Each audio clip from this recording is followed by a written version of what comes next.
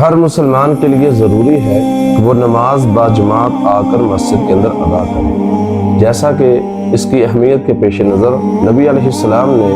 عبداللہ بن ام مکتوم کو بھی گھر کے اندر نماز پڑھنے کی اجازت نہیں دی۔ اور اس کے علاوہ نبی علیہ السلام نے فرمایا گھر کے اندر اکیلے نماز ادا کرنے سے باجماعت مسجد کے اندر نماز پڑھنا 27 درجہ اس سے بہتر ہے۔ اسی طرح ابو سعید خدری رضی اللہ تعالیٰ عنہ فرماتے ہیں نبی علیہ السلام نے فرمایا کہ جس شخص کو تم مسجد کی خبر گیری کرتے ہوئے دیکھ لو اس کے ایمان کی گواہی دے دو۔ اسی طرح انس رضی اللہ تعالیٰ عنہ بیان کرتے ہیں نبی علیہ السلام نے فرمایا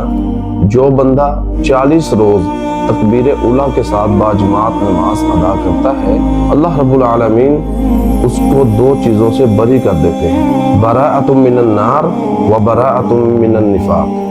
اللہ اس کو جہنم کی آگ سے بری کر دیتے ہیں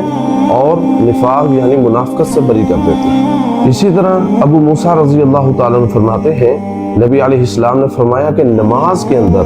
اجر کے اعتبار سے سب سے زیادہ اجر و ثواب کا مستحق وہ شخص ہے جو ان کے اندر مسجد کی طرف سب سے زیادہ دور سے چل کر مسجد کی طرف آتا ہے، جیسا کہ صحیح مسلم کے اندر بھی موجود ہے کہ مسجد نبوی کے ارد گرد کچھ مکان خالی ہوئے تو بنو سلمہ نے اپنے رہائشیں جو ہیں وہ مسجد کے قریب منتقل کرنے کا ارادہ کیا۔ نبی علیہ السلام فرمانے لگے اے بنو سلمہ تم اپنی رہائشوں میں رہو اور وہاں سے چل کر مسجد کی طرف جب تم آتے ہو تو تمہارے قدموں کو لکھا جاتا ہے۔ اسی طرح صحیح مسلم کے اندر مسجد کی طرف چل کر آنے کی فضیلت کو بیان کرتے ہوئے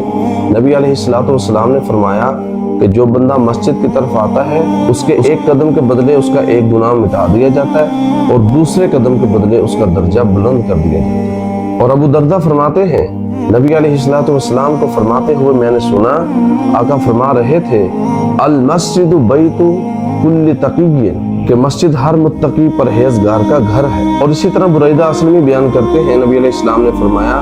بشر المشائین فی الظلم الی المسجد بالنور التام یوم القیامہ، اندھیروں کے اندر مسجد کی طرف چل کر آنے والے کو قیامت کے دن مکمل نور کی خوشخبری سنا دو، اور یہی نور قیامت والے دن مومنین کا زیور بنا ہوگا، جیسا کہ سورہ حدید کے اندر بھی بیان کیا گیا ہے۔